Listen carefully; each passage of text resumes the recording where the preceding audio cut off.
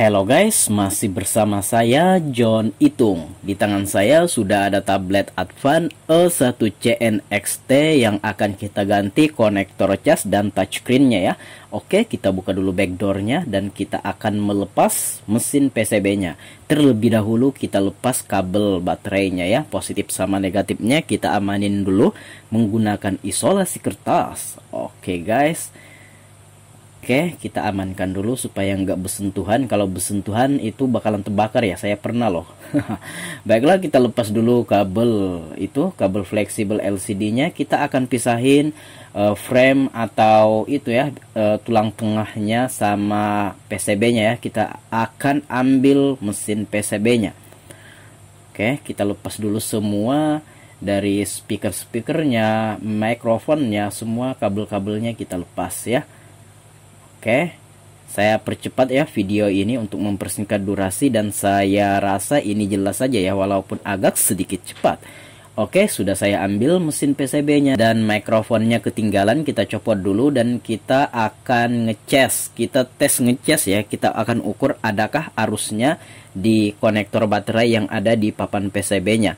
Nah, oke, dan tidak ada pergerakan pada jarum multitest meternya, berarti memang konektornya harus diganti ya. Dan ini kita kasih flux dulu. Nah, di sini video ini terskip, nggak kerekam kamera dan itu udah terlepas ya konektor chargernya, dan karena suatu kendala itu tidak terekam. Nah, jadi ini tiba-tiba aja tercopot di dalam video ini ya karena ada kendala tadinya. Oke, nggak masalah ya. Kita lanjut aja dulu. Oke, kita solder dulu kaki-kakinya di situ ya, kaki-kaki papan pada papan PCB-nya ya. Nah, itu. Oke, kita lihat konektornya. Ini bukan konektornya ya. Jadi ini dicocok-cocokin aja, ini konektor lain karena saya nggak punya yang khusus ini. Itu nggak bisa masuk, yang bagian itu belakang nggak bisa masuk, kita copotin.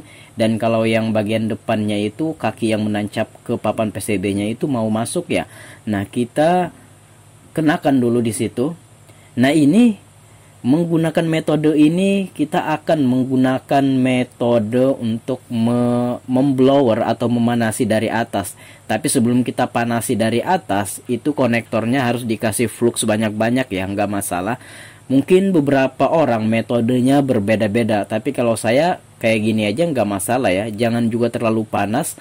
Dan itu konektor atau pin yang ada di dalam konektor itu tidak akan meleleh, asal jangan kelamaan dipanasi ya. Itu kita bisa lihat. Nah, kita cocok-cocokkan dulu. Itu posisi blower itu udah panas ya. Jadi kita blower dari atas aja nggak masalah. Yang penting dimainkan sedikit ya, digoyang-goyang, dan itu nggak bakalan meleleh. Plastik di dalam konektor itu nggak bakalan meleleh. Oke. Nah, sambil dimain-mainkan, sambil digoyang-goyangkan, kalau dirasa terlalu lama diangkat dulu ya. Oke, kayak gitu supaya dia nggak terlalu kepanasan banget. Nah, itu kayaknya udah nancep tuh ya di papan PCB-nya. Nah, kita kasih flux lagi karena mungkin belum presisi. Pokoknya kita kasih flux banyak-banyak itu nggak masalah, tapi jangan juga terlalu banyak kan, mubazir ya. Oke, kita blower lagi dari atas itu nggak masalah ya. Oke guys, iya, kita blower dari atas saja nggak masalah itu. Oke, nah kayaknya ini udah menancap pol. Dan ini saya akan menyolder kaki-kakinya lagi ya. Iya, kita solder kaki-kakinya. Itu timah yang saya gunakan itu timah kecil ya, jadi enak aja disolderkan langsung ke kaki-kakinya. Oke, kita solder. Ya, kaki-kakinya kita solder ya. Sepertinya udah selesai dan kita bersihkan dulu menggunakan air thinner ya. Kita bersihkan dulu bekas fluxnya menggunakan thinner. Ya, nanti kita lihat di dalam konektor itu nggak meleleh sama sekali karena nggak terlalu lama juga kita panasi. Asal menancap aja ya kakinya, kaki konektor casnya. Nah, coba kita tes dulu ngecas dan kita akan ukur lagi. Iya, kita lihat dan itu udah ada ya arusnya. Nah, berarti penggantian konektor cas ini udah berhasil, guys. Oke, kita bersihkan lagi. Nah, kita akan pasang di itunya ya, di frame-nya lagi ini. Nah, sebelum kita pasang lagi mesin PCB-nya untuk mengetes, kita lem dulu menggunakan lem LCD ya. Ini T7000, ini keras banget kayak dempul. Nah, itu kita lem dulu bagian sana kaki-kakinya, dan ini akan kuat banget ya, sehingga nantinya walaupun sering dicolokin, dilepas, itu nggak ngaruh sama sekali karena lem ini kuat banget. Cuman untuk mengeringkannya kita perlu waktu 12 jam atau 1 malam untuk kering maksimal. Nah, itu langsung aja kita pasang. Untuk mengetes saja saya langsung skip videonya ini karena harus menyolder dulu kabel baterainya itu ya. Kemudian kita tes ngecas dan kita akan lihat ya. Nah, itu udah berhasil ngecas dan ini saya akan copot dan kita akan mengganti touchscreen-nya lagi. Oke, lanjut kita mengganti touchscreen ya. Oke guys, saya percepat videonya untuk mempersingkat durasi dan saya pastikan ini bakalan jelas aja ya kelihatannya ya. Oke, kita lepas dulu kabel baterainya itu. Nah, supaya ini HP-nya mati ya, jadi aman. Jadi nggak hidup-hidup kita melepas touchscreen-nya kayak gitu. Baiklah, kita menggunakan mika pencongkel yang terbuat dari touchscreen tablet Advan juga ya. Nah, itu saya congkel-congkel. Nah, by the way, ini udah pernah diganti ya. Nah, itu enaknya dilepas, itu adalah mika bagian luar, bukan kacanya. Nah, itu yang dijadikan pencongkel touchscreen juga ya. Nanti saya akan buat videonya untuk membuat alat congkel touchscreen. Nah, sisa kacanya yang di dalam. Nah, kalau yang pernah diganti begini, yang seperempat begini, itu mudah banget dipisahin antara mika dan kacanya. Tapi kalau yang original pabriknya, aduh susah banget ya. Nah, ini kita lepas dulu kacanya. Sangat kuat sekali lemnya yang melekat ini. Kita panasi menggunakan blower ya. Oke. Ini sebenarnya video ini lambat banget loh. Saya percepat aja ya. Oke, pelan-pelan. Nah, saya gunakan kresek untuk menampung kaca-kacanya itu ya, karena banyak kaca-kaca kecil yang berhamburan, takutnya nanti kalau kita nggak pakai plastik itu ya. Nah, ini tetap kita blower kayak gitu untuk melelehkan lemnya ya. Nah, kayak gitu. Oke, nah kita masukin kaca-kacanya itu ke plastik, langsung nanti kita buang ya. Oke, nah di sini ada lagi bekas-bekas lemnya, ini kita bersihkan ya. Kita bersihkan habis loh. Oke. Kita bersihkan habis bekas-bekas lemnya itu.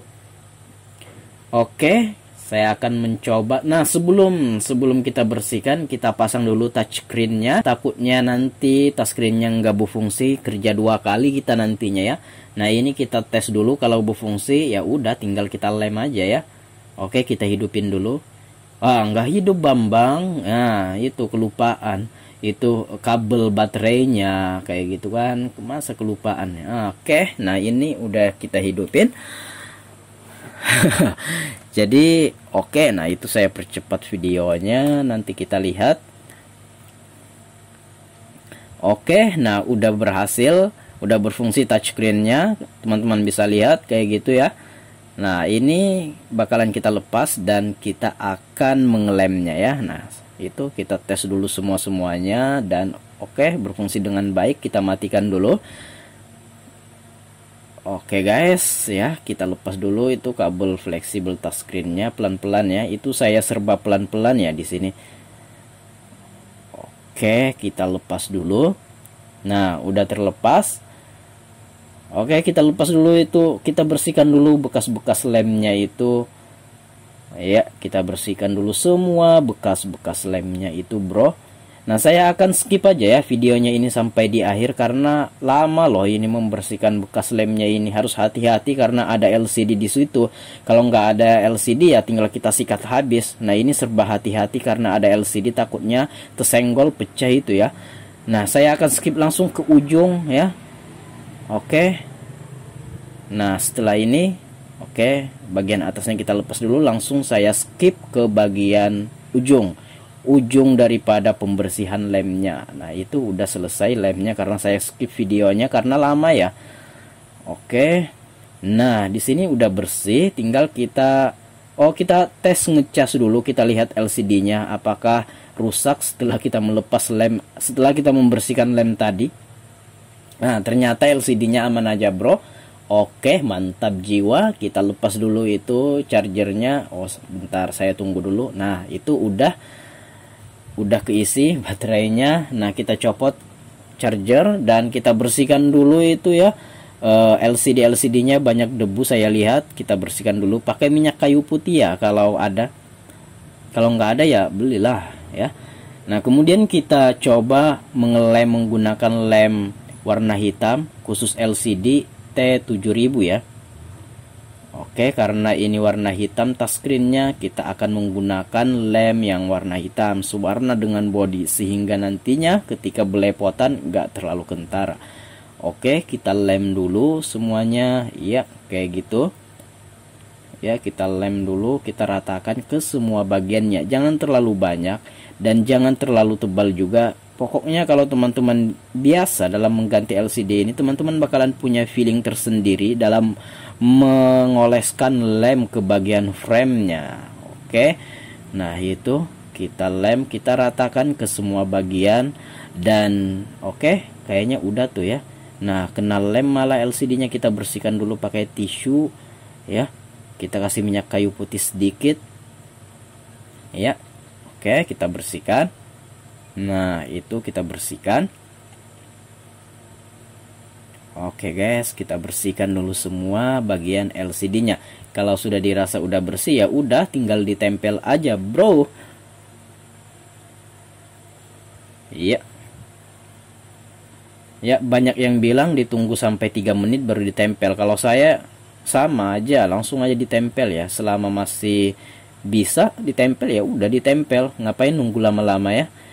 Oke, kita tempel. Nah, kita presisikan, kita pas-paskan dan jangan sampai ada yang salah dalam menempelkan ini. Maksudnya terlalu ke atasan atau terlalu ke bawahan gitu. Nah, kita presisikan. Kalau udah dirasa sudah presisi, kita pasang dulu kabel fleksibelnya. Oh, udah terpasang ya, udah terpasang. Saya nggak lihat tadi ya. Nah, saya hidupin. Oke guys. Nah, udah terpasang kabel fleksibelnya. Nah, di sini kita akan menggunakan isolasi kertas ya untuk membantu merapatkan touchscreen-nya. Nah, by the way, untuk lem ini sendiri itu butuh waktu maksimal 12 jam untuk pengeringan maksimal dan kuat nantinya setelah dia kering. Nah, oke, di sini udah berfungsi dengan baik dan oke, kita akan kasih isolasi kertas ya.